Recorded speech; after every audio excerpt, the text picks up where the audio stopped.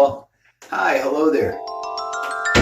It's Mr. Z, and I'm sure you're here to hear more of our story. And we've been reading in the book of Exodus. Today we'll be at chapter 11 and 12, talking about the last plague, the Passover lamb. And so I'm so glad you joined me today. Exodus chapter 11 and 12. And we're going to pick up the story today as we continue here. And so our story starts today with the lamb. And we saw the lamb in Genesis. And we've seen him now again in Exodus. And so you remember that Moses has gone to Pharaoh and asked him to let the Israelites go. Pharaoh has said no. And 9 plagues have visited Egypt, all very terrible and exhausting and frustrating. But this has only hardened the Pharaoh's heart. We'll talk about that another time. We find the children of Israel now. Moses has gone to Pharaoh one last time and said, let my people go, God's people go. And Pharaoh has said no. God said, tonight, a death angel is going to pass over Egypt and take all of the firstborn male children. Pharaoh still said no, and Moses went home very sad. Moses gave instructions to each of the families. And so fathers went out and told their children, go and bring the lamb. And the children would bring the lamb in, and the father said, it's time to build an altar. And we remember the altar from the stories of Cain and Abel. And that lamb would be sacrificed according to the law. And that means it would be killed and prepared for sacrifice. And the father would tell the son to take the blood of the lamb and put it in a cup.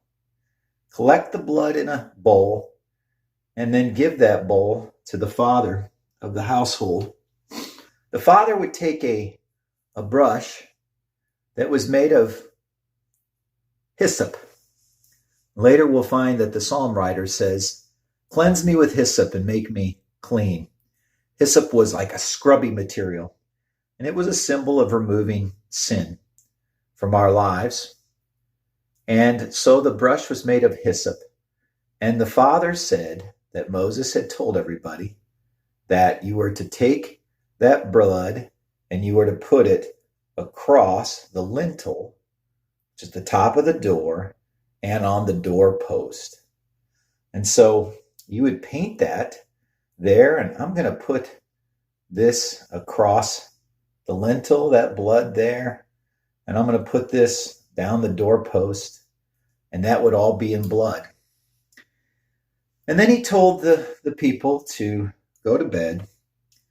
And he said, not only will the death angel pass over Egypt, but the death angel will pass over all the Israelite homes too.